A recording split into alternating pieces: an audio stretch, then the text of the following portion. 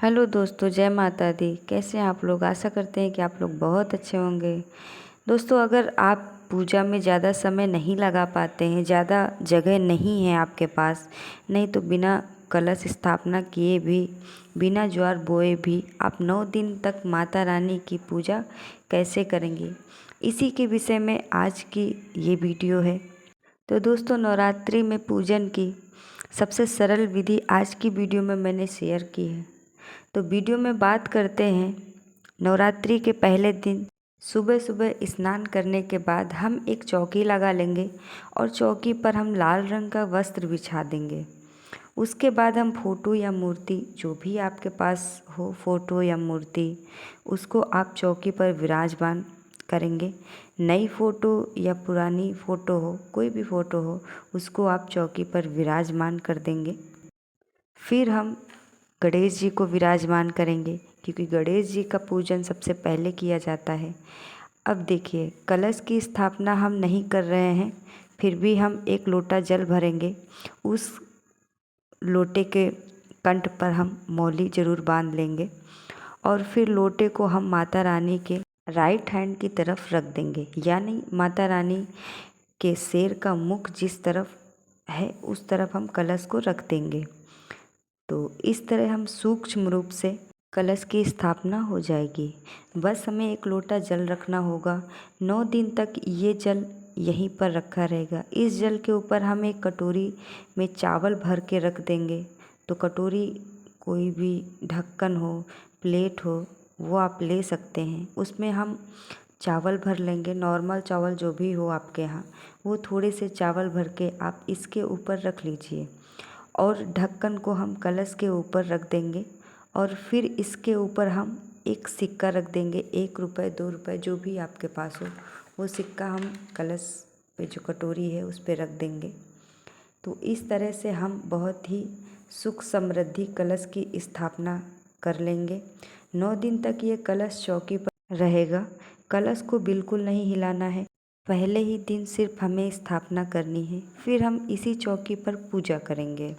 फिर हम हाथ जोड़कर माता रानी से कहेंगे, हे माता रानी, हम आपकी पूजा इतने दिनों तक कर रहे हैं, कृपया हमारी पूजा को स्वीकार करें और मेरी मनोकामनाओं को पूरा करें। फिर हम पूजा शुरू करेंगे। तो पूजा में हम सबसे पहले जल के छींटे लगाएंगे। जल के छींटे लगाकर हम भाव स्वरूप सभी को स्नान करा देंगे। उसके बाद हमें दिया जलाना है। फिर हम वस्त्र स्वरूप सभी को कलावा समर्पित करेंगे और माता रानी को हम लाल रंग की, हो सके तो आप चुनरी समर्पित कीजिए। अगर आपके पास चुनरी नहीं लाए हैं तो आप वस्त्र स्वरूप माता रानी को कलावा समर्पित कर दें। फिर हम सभी को तिलक करेंगे। तो रोली से हम सभी को तिलक करेंगे। फ़ोटो में विराजमान सभी देवी देवताओं को हम तिलक कर देंगे और जो कलश है, कलश पर हम स्वास्तिक बना देंगे और फिर कलश पर ही हमें तिलक करना है। उसके बाद हम सभी को फूल समर्पित करेंगे। तो जो भी फूल आपके पास मिल जाए वो फूल आप समर्पित कर दीजिए। फूल ना मिले तो बगैर फूल के भी आप पूजा कर सकते हैं। इसके बाद हमें भोग समर्पित करना है।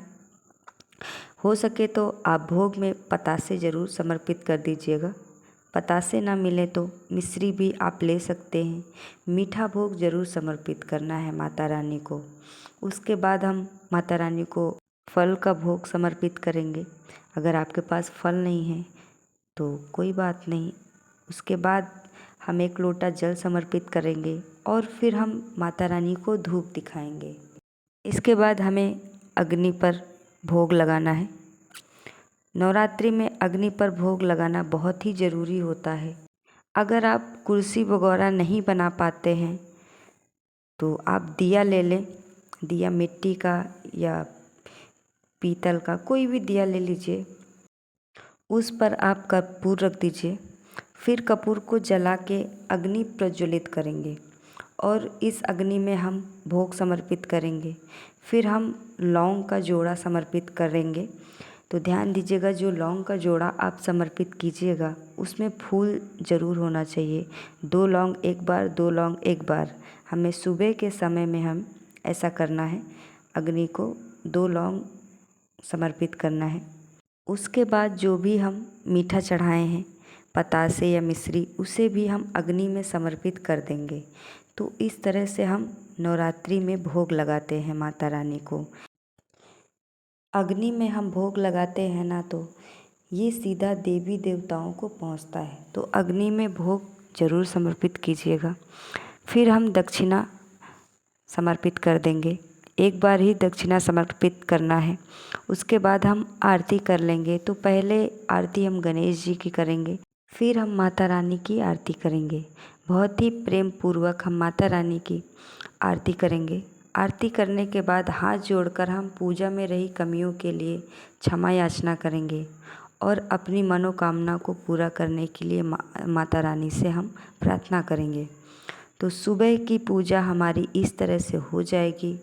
अब जो लोटा में जल है ना, तो इसे हम थोड़ा सा जल लेके जो अग्नि है उस पे 2 बार वार देंगे, या फिर पूरी चौकी पर 2 बार हम वार दें।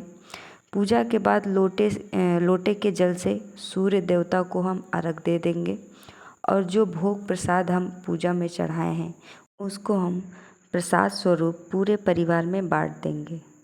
तो दोस्तों, नवरात्रि में पूजन करने की ये बहुत ही सरल विधि है और अब हम चौकी लगा लिए हैं। 9 दिन तक हम इसी चौकी पर पूजन करेंगे।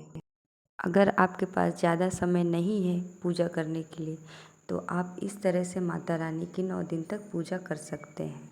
और अगर ये सरल विधि आपको अच्छी लगी हो तो आप लोग कमेंट में जय माता दी ज़रूर लिखिएगा और वीडियो को लाइक कमेंट करके शेयर कर दीजिएगा। जय माता दी।